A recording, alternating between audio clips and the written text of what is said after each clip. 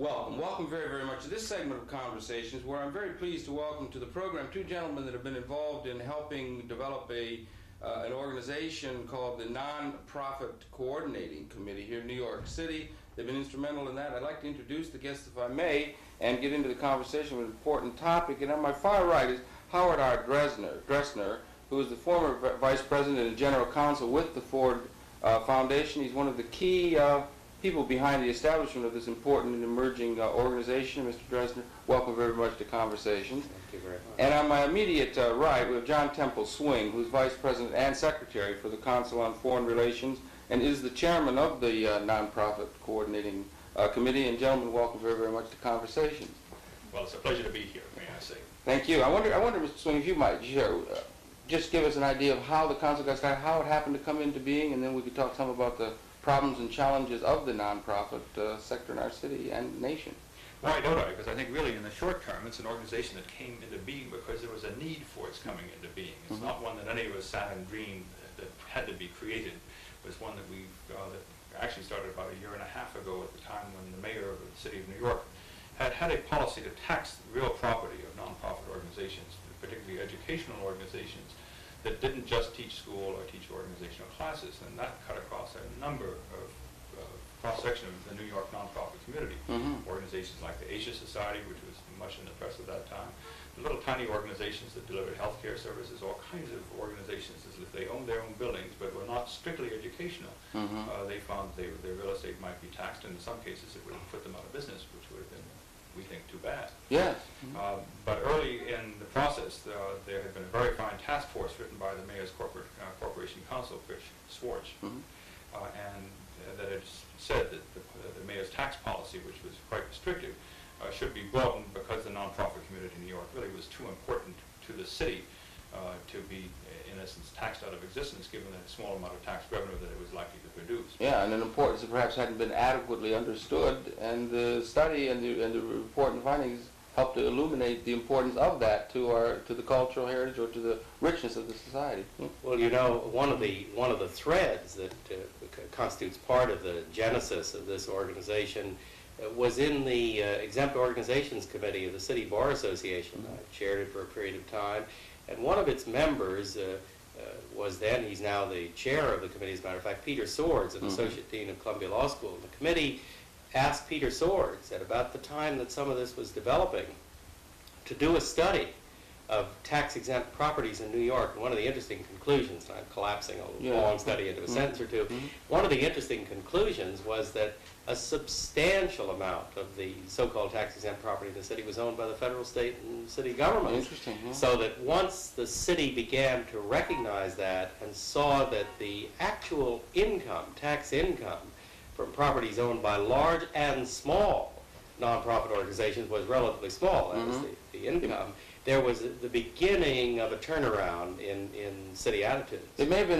been a providential thing in the sense because it did help to illuminate, didn't it, the studies, and the concentrated look at that development within the city helped to indicate even to the most possible critical observation of that the importance of these. Was that one of the findings that would have come out of that study, and that, you know, the development of these hearings with the mayor and so forth? Well, I think the hearings that the mayor called, which were based on his own Corporation Counsel's report, my best recollection, there were 51 witnesses testified, and 49 of the 51 testified in favor of a more liberal tax policy toward nonprofit organizations. But what was impressive about them was the tremendous diversity of organizations, the big, small organizations, rich organizations, poor organizations. Some did exist in Park Avenue, but a great many of them did not. They came from Richmond, from all over the city. And the other thing that was so remarkable, and I think all of us that were impressed at the hearings themselves, was the diversity of services that they rendered. I don't think anyone, and I don't think the mayor had any conception of the tremendous diversity of the organizations in his own city. And I think that helped him turn around and return to a more generous tax policy, because clearly the dollars that he was saving or might save in taxes, I think was 17 million is the figure that sticks in my mind, may be wrong, was minuscule compared to the benefit of the city. And it really, in a sense, turned in a quality of life issue. Yes. Was New York City going to be a good community for the nonprofit community to exist in? And what we discovered was that there was no way of, in trying to bring together organizations to testify, that there was no way of reaching these organizations. There just simply was no way. There were some organizations that had mailing lists, some of which we were able to use, but I think we had an initial mailing for a questionnaire. We were able to reach only 250 organizations. So there hadn't been any oversight or any, or any coordinating? In a way, just to add a small note to John's excellent description of those hearings, I wish in a sense that every citizen of New York could have, obviously it was not possible, I think there were about 200 people in attendance to watch the hearings. I wish every citizen in New York could have seen those 2 days, 2 solid days of hearings. Because if there was ever a live demonstration of sort of the continuity of Tocqueville, if you will, and the notion of a large volunteer spirit in a city that is often described as cold and, and difficult for strangers to meet one another and the like, I think there would have been an instant recognition that it is fair to call New York City the cultural, educational capital of the world.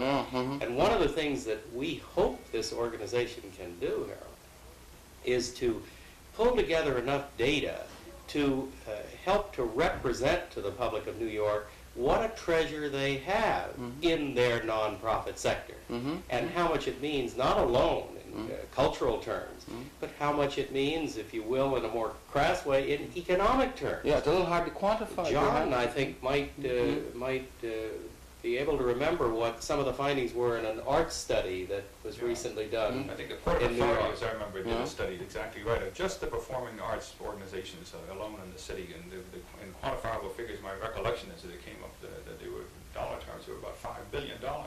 Tremendous, yeah. And that's measuring in dollar terms. It's hard to measure sometimes cultural advantages and things that these things do bring. It's been a little hard very often for the quality of life improvements that these institutions represent for that story to be adequately understood, because they're in a context of such low profile, even that they didn't have communication with one another over the years.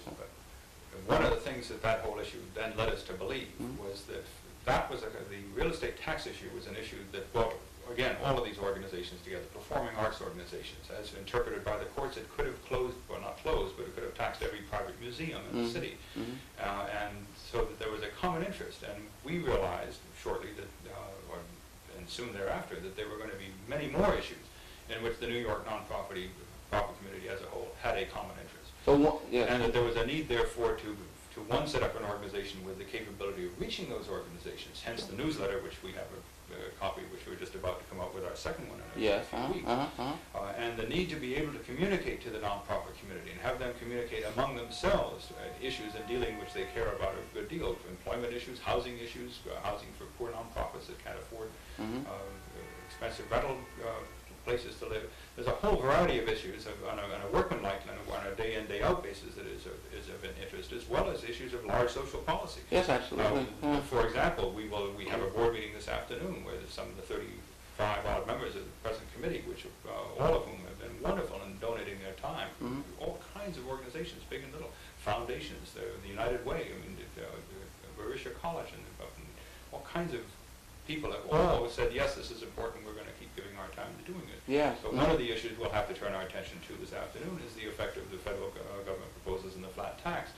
And what will the flat tax, or what may or may not the flat tax actually, how will it affect the nonprofit community? That's, of course, a national issue. And even more concretely, a 2% floor on charitable deduction. If something like that were to happen, we don't know the answers, but we're looking to see what the answers to such questions might be. And we were so heartened by what happened in those hearings that several months later, and we worked night and day with the help of many good people in that effort, we put together a conference. The location of it was at Columbia Law School, a conference that brought together key city officials at the head of many agencies, and I think nearly 300 people from the nonprofit community. We couldn't believe our eyes, to tell you the truth. But many people told us when we came up there to talk about further collaboration between the city and the nonprofit sector, many people said after the conference was over, we must not allow this sense of cohesion to dissipate that. We really Sure. need to put an Yeah, right. organization together. Yeah, and that's And- what you're in the process of doing with this umbrella group or this coordinated committee, and it's really an interesting project. It's one you're finding commonality of interest among a wide diversity of nonprofit activity that you hadn't even been aware of was going on, or they hadn't been aware of one another. But Well, one of the we think it's going to give new vitality to the nonprofit sector. Now, a figurative example. We see in our mind's eye that many issues in the city, major issues, have present at the table the business community, the banking community, the insurance community, city government, the like.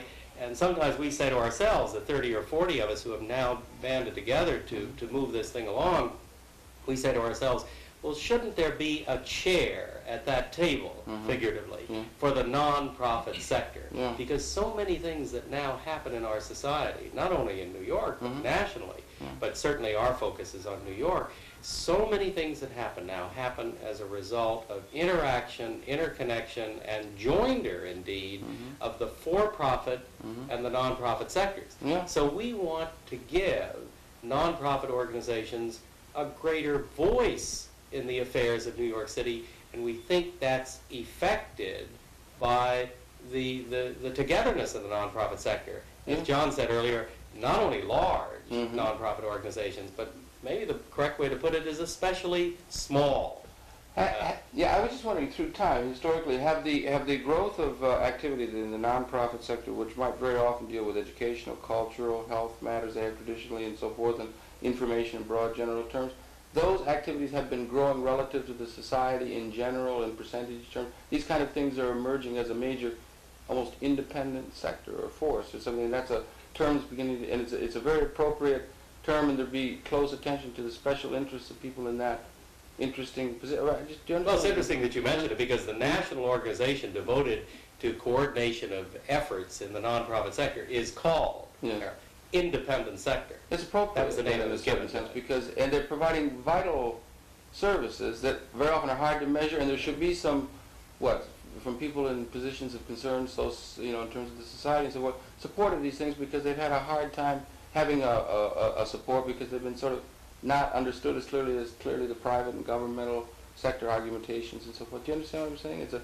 It's a major force and one that we have a responsibility It to has understand. always been a major force in this country. Okay. It has for years. It is becoming a more important force in this country because, particularly in the present climate in the country, with an administration that is trying to get government out of a great deal of activities, almost by definition, there's a stronger stress, both philosophically as otherwise, to look to the private sector, and by definition, a lot of that must be the private nonprofit sector. So while it's always been important, it is also growing and will become increasingly so. Yeah. And precisely, interestingly enough, it's something that exists only in this country. It does not exist in European countries or in countries like Japan. How can we account for that? They have different social backgrounds. But, in most of these countries, a lot of the things that our nonprofit community does are done by government in one way or another. Yes. And I suppose even more so in socialist states. But in our country, they're unique and they're important. And precisely what has made them important is their diversity. And organizations that are nonprofits, for example, can frequently experiment and can do things that government cannot do for whatever ways, and so that you have a much, in a sense, it's the best definition or the essence of the free enterprise system, because the ability to come up with the best solution to a given problem and to try different solutions and see what works and what doesn't work, and then to go with those that do work. It might be better to encourage this independent sector in the status of the nonprofit community, as it were, let's say, thinking nationally and so forth, rather than, in a sense, trying to force them, as it were, in a certain sense, by our attitudes to either privatize and go and charge admissions or do whatever they would have to do in order to be privately able to sustain themselves in a private economy, or, on the other hand, to try and envelop those kind of activities within a governmental process. It's better to keep an independent sector here in terms. Do you understand what I'm saying? Well, and of course, for the health of independent society. sector is an amalgam. We want to make this clear of volunteerism and a good many paid professional people who carry forward their activities with the same quality of professionalism as you find in the for-profit sector. But your point in general is certainly one that I agree to. I was going to say that this organization, the Nonprofit Coordinating Committee of New York, has two aims that are certainly they're down the road a bit. I'm not suggesting they're going to come to existence tomorrow morning. One of which is to provide the city and its people with a comprehensive directory of the nonprofit universe in New York. We believe there are as many as 12,000, maybe more, nonprofit organizations in New York. And while there are directories for subsets and segments of the nonprofit community, the directories are put together differently and they have different information and there isn't the comparability that one might seek. We're hoping to be able over time, and I'm talking now about a fairly longish time, to put together a full directory that would have consistent information. And the second name, this is perhaps even more ambitious, but I would hope in time, and I know John shares this, that we might be in a position as the New York Nonprofit Coordinating Committee to do a report, perhaps on an annual basis, a kind of a state of the nonprofit union, if you will, to the people of New York, giving them a sense of the significance, role, mission, and so forth of this sector of society. Yeah, well, certainly. It'll be sometime in coming, I stress that, but at least it's one of the aims of our organization. Well, given the difficulty of communicating with all of the people who were involved in the hearings and seeing the the lack of it was absolutely something that was needed, obviously, and this is one of your major ability to communicate. Yeah. I would think, in essence, if you were to ask me how to describe what we're about in the Nonprofit Coordinating Committee, it is to create a sense of community in the nonprofit community in New York. One, to protect and value its diversity. The organization will be governed by a board. They will have big organizations, little organizations, rich organizations, poor organizations. It will not be dominated by one sector of the nonprofit community, Park Avenue would be it, or Brooklyn, or wherever else it may be. We want it to be representative of the city nonprofit organizations. And that would be, yes, I understand, sorry, but that would be really in terms of the interest of everyone involved. So it's a thing where everybody in a certain sense would be. And there are enough issues involved, whether it's watching what bills that are being considered in Albany, oddly enough, one that just came to mind as we were talking, shortly after we won the battle with the mayor and the city of New York, we discovered that in Albany, a bill that had been voted out of a key Senate committee, they would have overturned that overnight. Vigilance is the price. And if we hadn't, it was one of our first acts as a committee. We went to testify. We spoke to Warren Anderson. We sent telegrams, and I think privately we helped, although it unlikely would never have gone through the assembly. We were able to notify some of the key nonprofit organizations that were creating a problem that the legislature was trying to deal with. It had nothing to do with New York City at all. But the effective one would have been to reverse the mayor's decision in New York. So that would have cut across the boards, and there are many other issues that, of course, do the same thing. You've taken the initiative in a certain sense of taking out and setting up, very appropriately so, if I may say so, this stance you have. So what's been the reaction of the people within, let's say, the nonprofit community? What's been the reaction of the people within the community in general? Well, I've been very heartened by it. One of the reasons I agreed to be chairman of the organization is that of the 35 people who now make up the organization, many of them busy lawyers or people or run busy important organizations. Nick Bowman comes to mind, and people from Community Council of Greater New York, and who hardly need another organization, have been willing to give their time because they think it's important. Good. The other thing is that for the organizations we've talked to, and I think this is true across the board, you might have thought that there would be resentment of yet another organization is coming on, starting up, and possibly stealing their turf. And I think it's fair to say that every organization we've talked to so far, once we've explained what we're about, has welcomed the fact that we are coming into existence, and has said they will cooperate gladly with us and look forward, and will want to be sure that their newsletters contain information of things that we think are important to them. So that in a sense, we're building a network. Yeah, absolutely. There's commonality of interest among the various groups. A commonality of interest, and precisely in a city that's as big as this. Again, I come back to it. While diversity is terribly important, the fact that diversity has existed has meant that many organizations have done their little thing in their little corner and never known what anyone else was doing. Yeah, they might have done it unheralded out there, and they might be able to get some support, some of those people, And so it's both reaching out to them and bringing them into, making them realize that they're part of an absolutely crucial sector of New York life. So a great deal of it has to do with communication, internal to the community itself, and then also the establishment of reports of whether they could be communicating some of these things to the broader society. You know, an example on the small side, there are hundreds of block associations in this city. It's incredible what some of them do with a very small amount of money and a very large force of energetic and enthusiastic volunteers.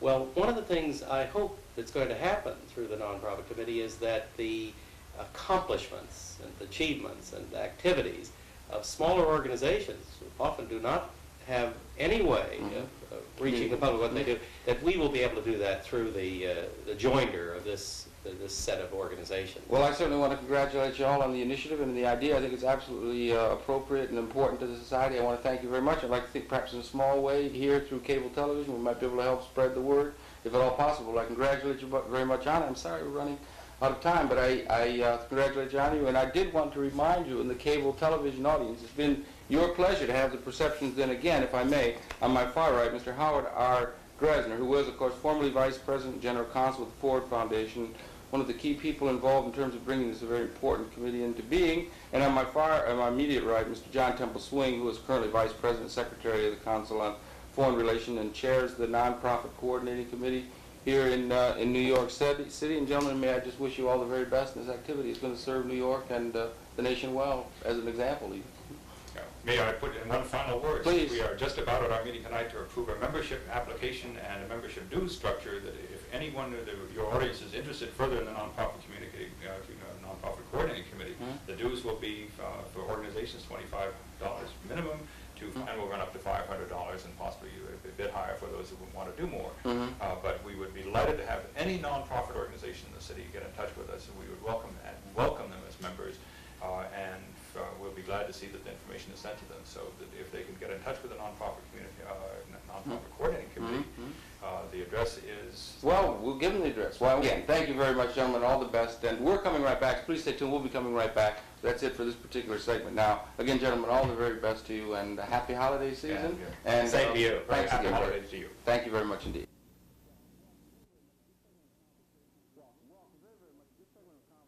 Welcome, welcome very, very much to this segment of Conversations, where we're very pleased to welcome to the program Patricia Reed. And Patricia Reed is the Director of Publications with the Foundation Center. And Patricia, welcome very, very much to Conversation. Thank you. I wonder if you might briefly share with us, myself and the cable television audience, the Foundation Center itself, when it was founded and what its purpose and foundation was, and then perhaps we could speak in terms of nonprofit or the Giving Society and that kind of thing in a more detail. But when was it founded and what was its purpose and foundation? Okay, well, the Foundation Center was set up in 1956. At that time, there were a number of private foundations which were being asked by the federal government to be a little bit more open about their activities.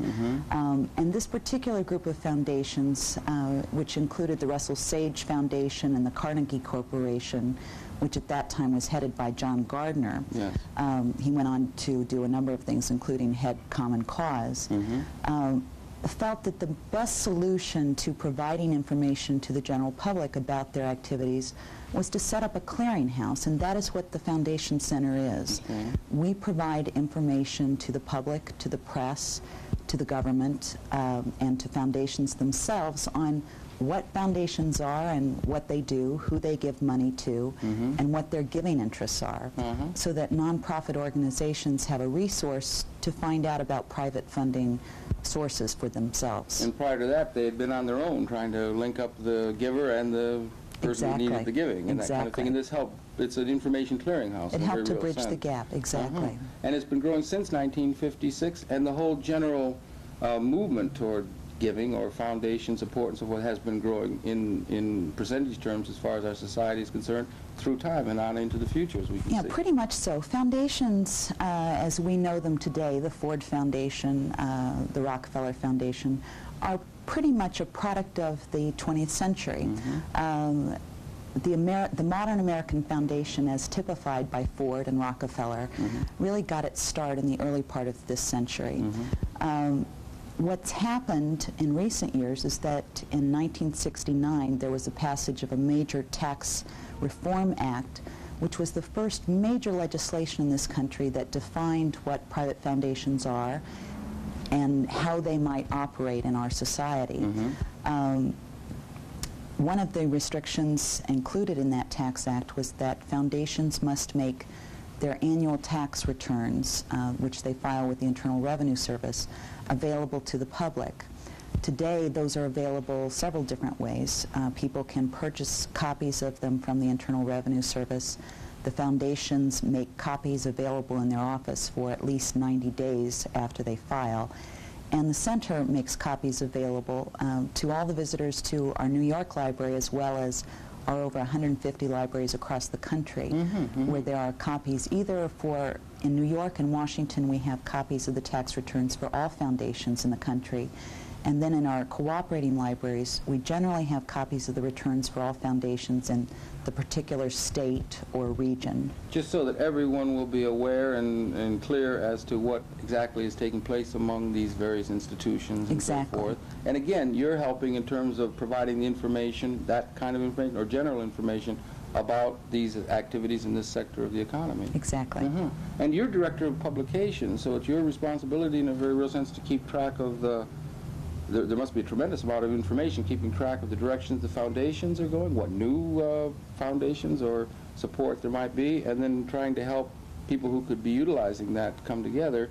You have computer database capabilities, and how do you keep track of all that information and so forth? Well, we do it a number of ways. We have one major database which tracks all 22,000 active grant-making foundations in the country. For that, we buy a computer tape from the Internal Revenue Service, and then we have a staff that goes through and verifies the tape given to us by the Internal Revenue Service against actual copies of the foundation tax returns. We have another database which focuses on the approximately 4,000 foundations which have at least $1 million in assets or which award grants totaling over $100,000 each year. Those would probably constitute a good deal of the total giving. They do. Larger scale thing. They are responsible for 85% of all of the assets of private foundations and close to 90% of the giving of private foundations, even though they only constitute about 2% of the total number of foundations. Right, but they're very large commitments to them, large entities, yeah. Right, and they have a long-term commitment to a number of institutions that have Well, it varies. Within that universe, we produce a book called The Foundation Directory, which is our oldest and probably best-known publication. And the directory provides detailed information on the giving interests of those foundations, which can vary from a community foundation that supports a wide variety of organizations in a particular community to a foundation that focuses on supporting a particular kind of activity, such as cancer research, or it could be music, all kinds of activities related to music, or it could be something as diverse as the Ford Foundation or the Rockefeller Foundation, which support programs all over the world in a wide variety of subject areas. Yeah, because it would be that the grant givers very often have a certain area targeted, maybe a certain target group within the society that they particularly want to help, and that would have to be, the integrity of that would have to be a part of the database, so that the people who would be able to be interested in perhaps gaining support would be able to do so in the most expeditious manner and not lose a lot of time going through situations. You try to match them. Right? Exactly.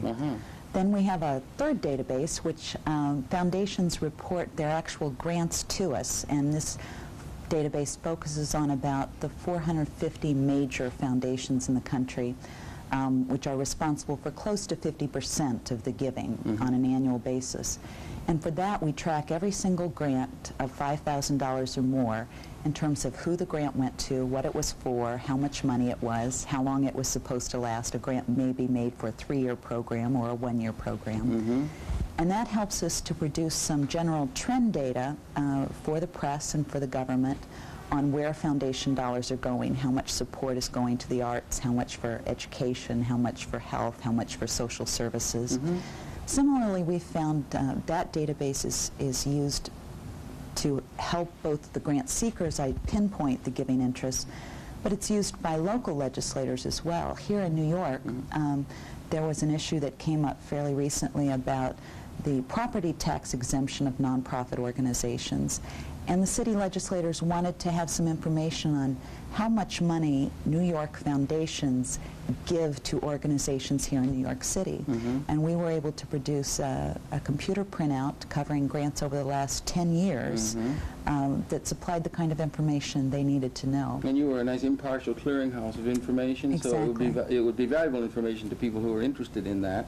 And sociologically, or just in a general sense, it would be interesting for, as you say, the press and people in general to know what percentage, what kind of activity is taking place in the society in the nonprofit sector, because Exactly. it is growing. I mean, Absolutely. the nonprofit sector is growing in our society and providing a great number of really important services that haven't been able to find a niche, if that's the right term, in terms of the, private sector profit-oriented kind of Exactly. economy. But it is growing through time. It has been growing substantially. Throughout the 60s and the early 70s, there have been a number of studies, particularly some recent studies by the Urban Institute, which focused on the growth of the nonprofit sector in terms of gross national product, and what a substantial portion of the gross national product is now produced by the nonprofit sector. A part of that growth was attributable to the large growth in government funding over the same period, and it will be interesting, a number of groups are already involved in tracking the retrenchment in government funding for arts and social services and health and education, and what effect that actually will have on the nonprofit sector. Were we able to come up with some sort of an idea of gross product or the figures that were involved in terms of nonprofit activity, or get a general percentage? There are some of statistics. Yeah. We haven't really, the center hasn't actually focused on that, so I don't have them at the tip of my tongue. Right.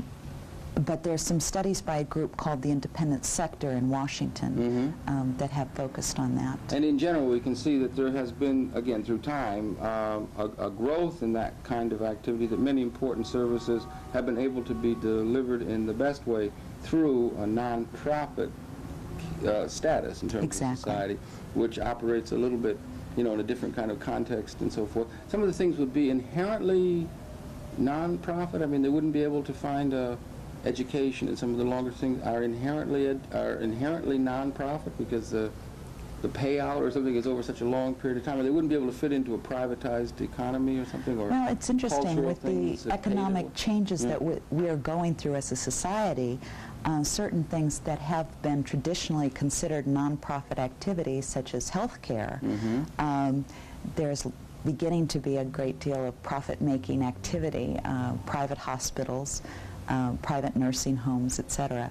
So I think what's happening in the sector today is that the lines between the nonprofit sector and the profit-making sector are no longer as clear.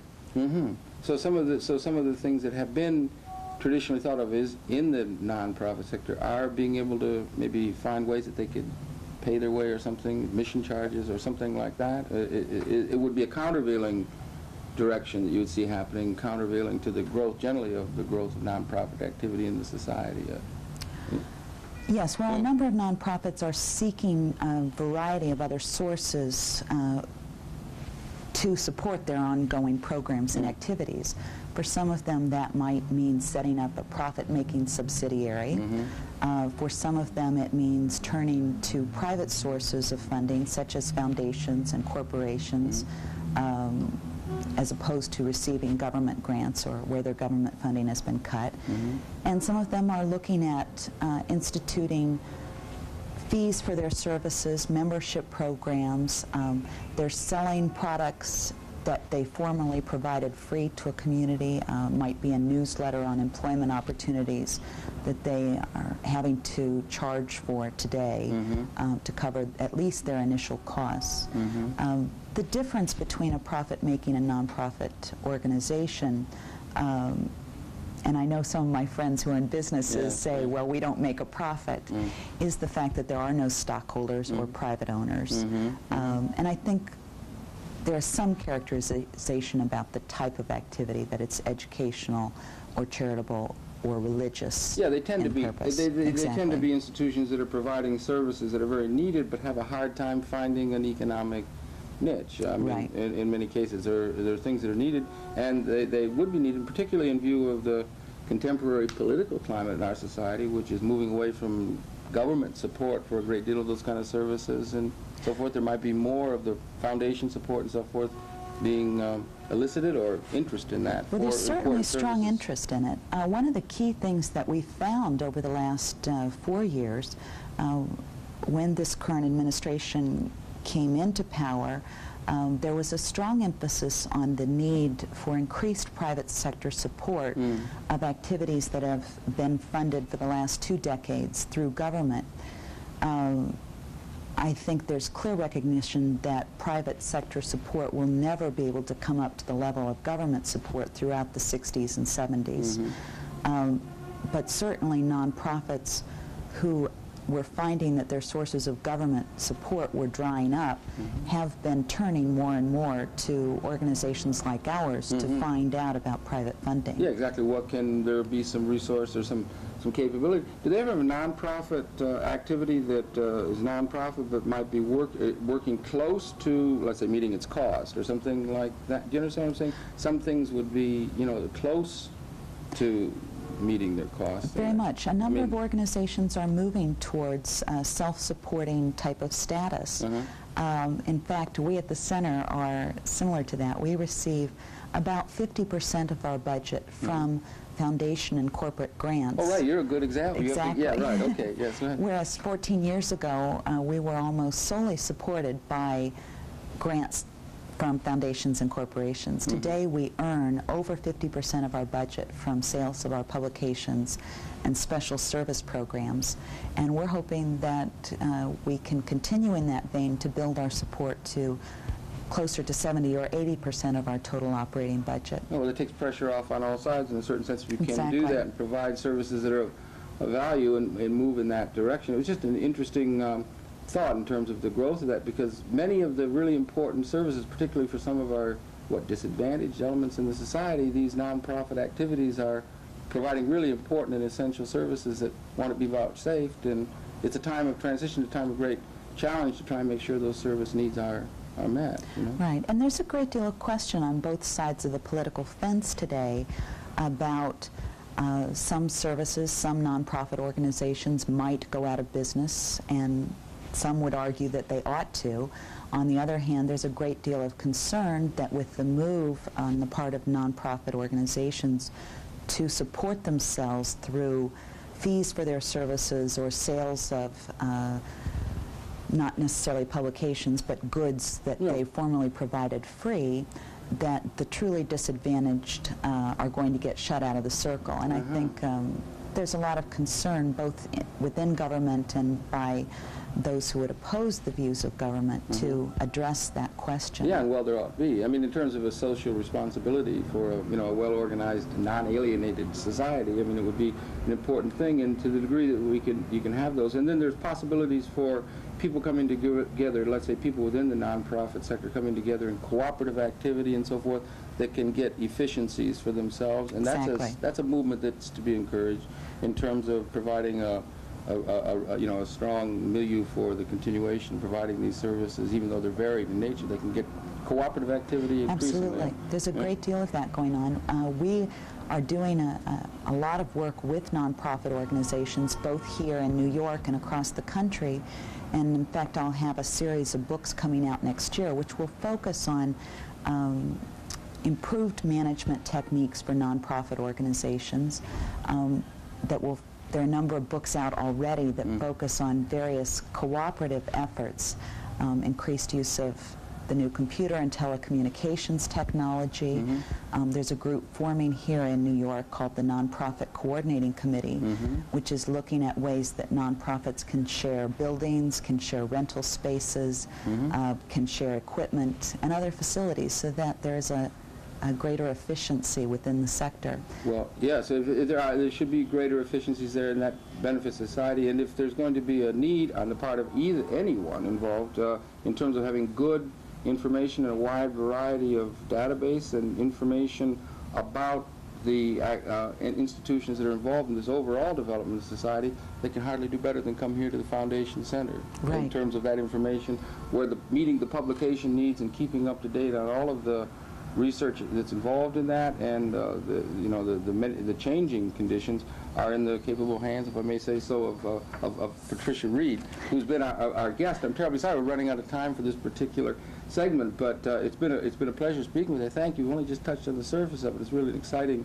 activity that's going on here, and anyone who would be interested could get in touch with you or your people here at the Foundation Center, and that'd be a good place for them to begin if they're thinking of perhaps having that be relevant to themselves or to the institution they're involved with. Exactly. Okay, well, happy to have been able to bring you that her perceptions, and would invite you to stay tuned. There'll be more coming up in the same general topic area momentarily. I'm sorry we're running out of time for this section, but it has been, again, your pleasure to have the perceptions of Patricia Reed, and she is, again, the Director of Publications for the Foundation Center, a leading edge and pioneering institution for providing information about the nonprofit sector within our economy and some of the activities in terms of how good information and need can be brought together.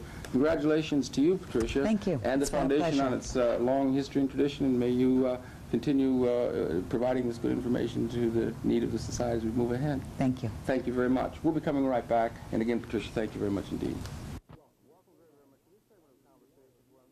Welcome very, very much to this segment of Conversations, where I'm very pleased to welcome to the program Robert E. Loeb. Mr. Loeb is the managing director of an entity here in New York City, headquartered, called the Telecommunications Cooperative Network. And Bob, welcome very much to Conversations. Thank you. I wonder if you might share for myself and the cable audience the network, when it got started and you were involved in that, and what were some of the impetuses to its foundation, and then maybe from that point we could talk in terms of some of the advantages it augurs for members of the society that would have relevancy here in New York. Huh? Well, the Telecommunications Cooperative Network began about 4 years ago. It's an outgrowth of a number of organizations, including the Public Interest Satellite Association, which had done a lot of work in helping smaller nonprofits understand the uses and applications of advanced communications technologies, including satellites and telephones, cable, and the rest. Interested in trying to keep access to some of these communications That's right. capabilities too, right? Huh? That's right. Mhm. And TCN, in a sense, was a result of some of the lessons we learned through that effort. It developed at a time when there was pressure in the industry to deregulate, to open up competition in a number of areas, particularly the telephone area. Yes. And we felt that the problems were principally, at this stage, not so much policy-oriented.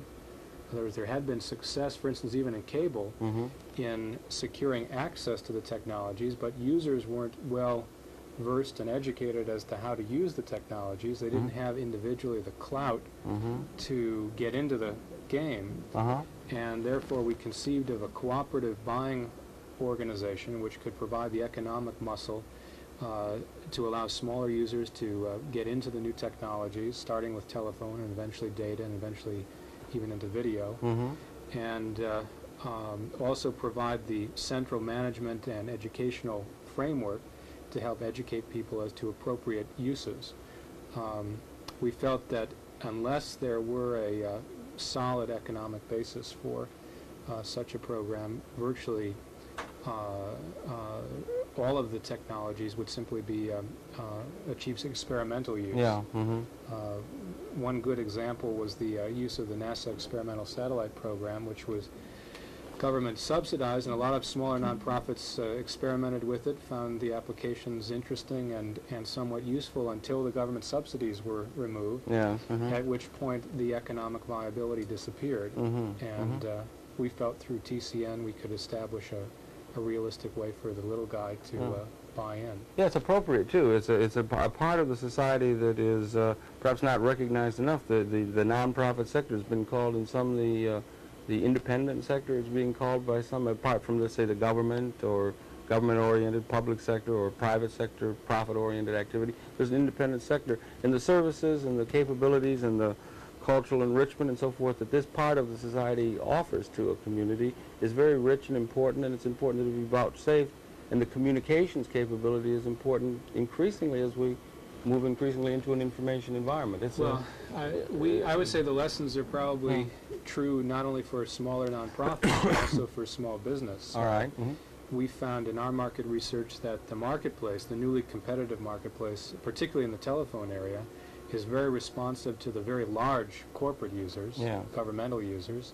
It's also sensitive to the individual consumer to some degree because of the mass market. Yes. But smaller businesses, which include the vast majority of nonprofit organizations, really are not targeted by the marketing organizations of the major vendors. And therefore, there is an opportunity to leverage our combined purchasing power and achieve economies of scale that otherwise wouldn't be available. Yeah, very good. So you're going to be able to take advantage of some of the, well, you know, we have a number of the long-distance services and telecommunication services at a reduced rate over what they historically have been. And you've got a cooperative here going so people can cooperate and, is it, some sort of a sharing basis, or how does it work? Well, we have really two major services, a long-distance savings program and a computer communications network currently.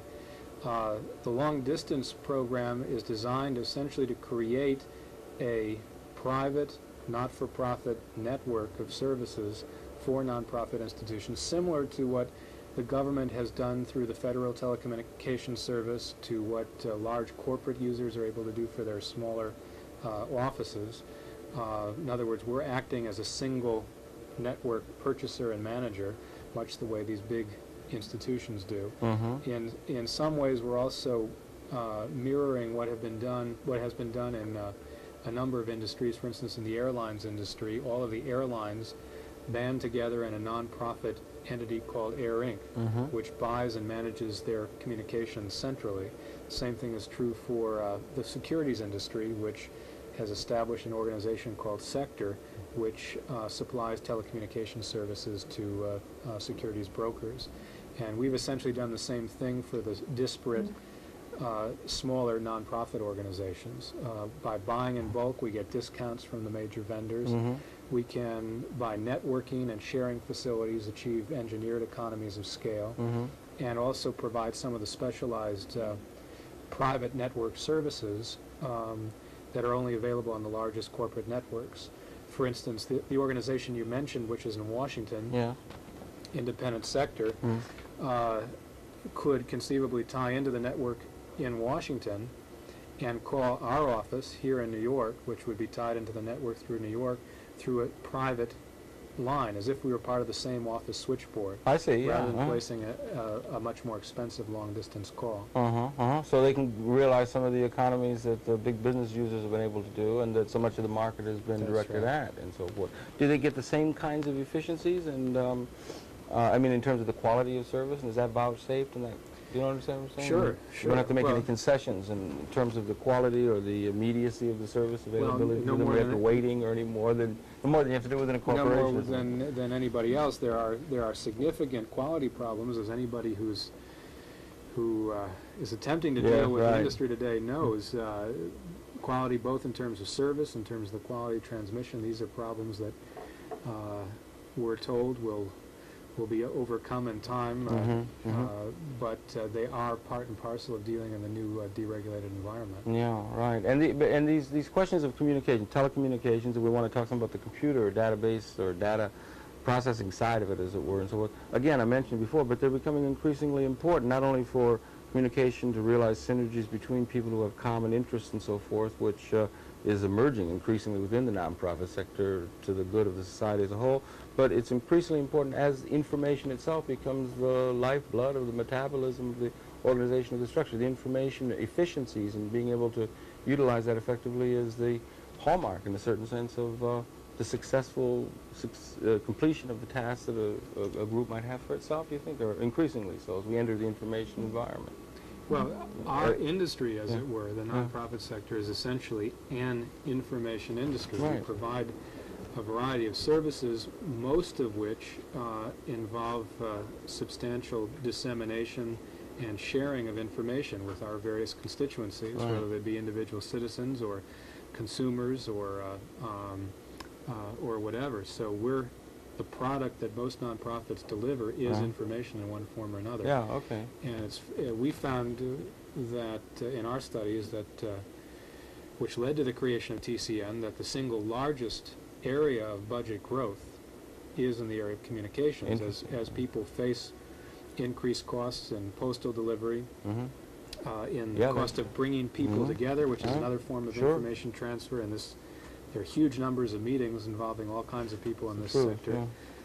As these costs go up, people are turning toward the electronic media as a more efficient way of exchanging information, and those costs are rising, and there needs to be some mechanism for both keeping the costs down and helping people to utilize the technologies in ways that are going to be productive for them. In other words, the technologies themselves don't necessarily solve the problem if people aren't attuned to the ways in which they can be used efficiently. Yeah, and if you bring telecommunications, so we can begin to get things like, electronic mail is beginning to come now, particularly you said the mail cost is going up, facsimile capability, database accessing, which begins to touch on the computers. On the computer side and database accessing, this would be part of the overall capabilities that would be available to a member of the co-op that wouldn't be if they weren't here. Maybe you could share a little on that side, other than just...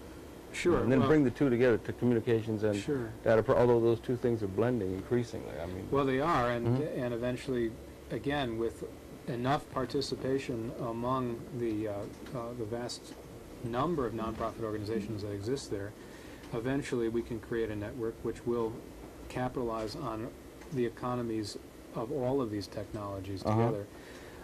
It's not unthinkable that the goal of our parent organization, the securing of a satellite dedicated uniquely to nonprofit activity that could carry voice, data, and video circuits would be the ultimate goal of the organization. so you're dealing in voice and data, and you're actually dealing in video, or is that a little bit ahead of the Well, I think, state where you're reached now? Or I mean, well, in terms of our development a strategy, lot of we bandwidth. Yeah, well, we started in the video area, but we learned very quickly that although the technologies were there, I mean, you can do virtually anything you want to do now. Most people weren't prepared really economically or organizationally to take advantage of them. We felt that the proper strategy was to start with the technologies people understood, which was the telephone to begin with, Right.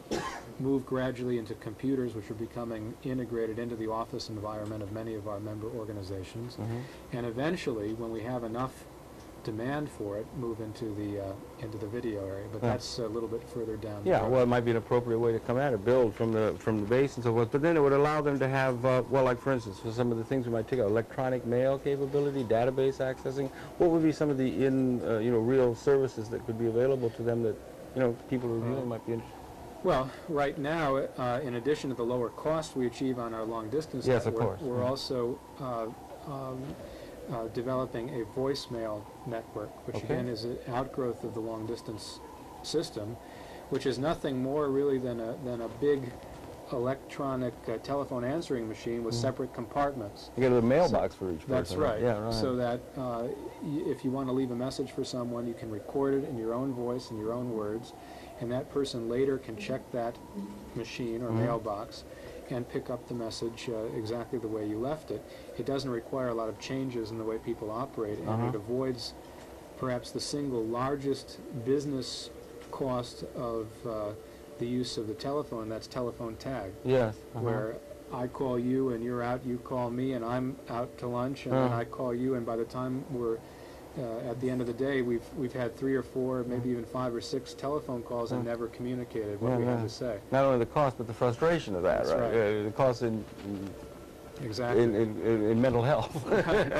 Yeah, but I understand. Yeah, but that's a service that could become available. That is part of our what we're calling our universal switchboard network, okay. which, as I say, is a private long-distance network for nonprofits.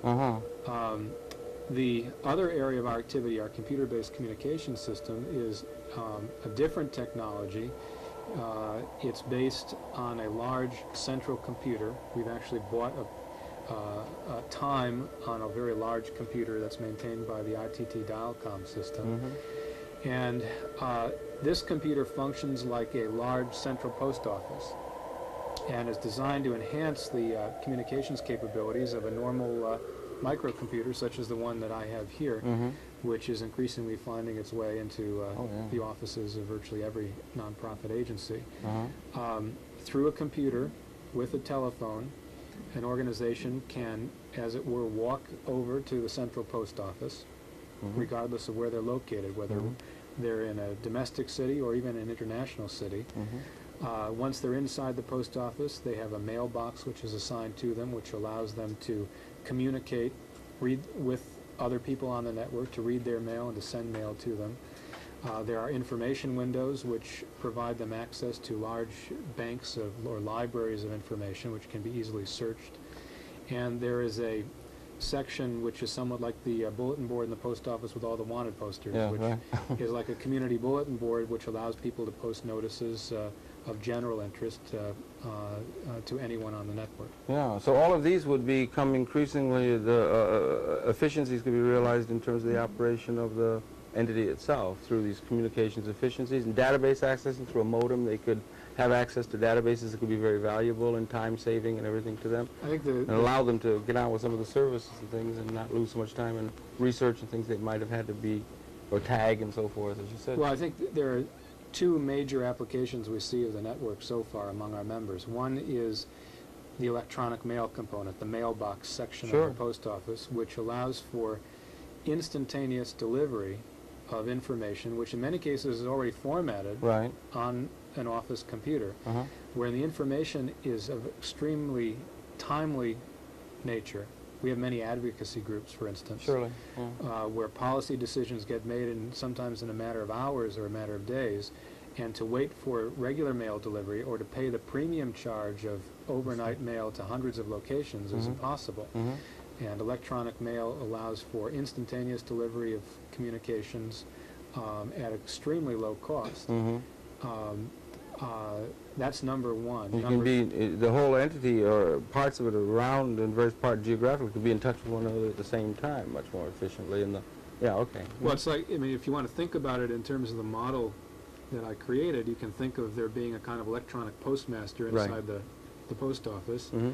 And by handing off a message, that electronic version of a postmaster does all the work of duplicating the message, addressing it, and stuffing it into the appropriate mailbox. all In a done- split second, in a Exactly. nanosecond or something like that, yeah. And then any organization that needs that information has immediate access via a local telephone number in their city, whether that be New York or LA or Paris or Jerusalem Oh, or many right. of the other cities where we have offices. It is a rich and important capability that could be available again to the nonprofit sector that you put together. I congratulate you very much on the work. It's very far-sighted, and bringing these groups together in a collective effort, a cooperative effort, gives a possibility to make access to these communications capabilities that would have been not possible if that cooperative effort wasn't there. And there are synergies realized between the people within that, so it's an appropriate kind of pattern. The response has been good, I presume, Yes. it's growing, and Yes, it's hard to keep up with all of the response and so forth. Yeah, it's And been very fast. I just wonder, sorry, we're coming close to the end of the time, unfortunately, but I wonder if there's some way, if there's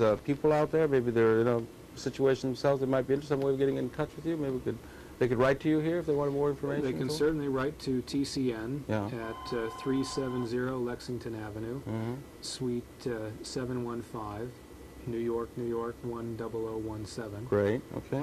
Or they can give us a call at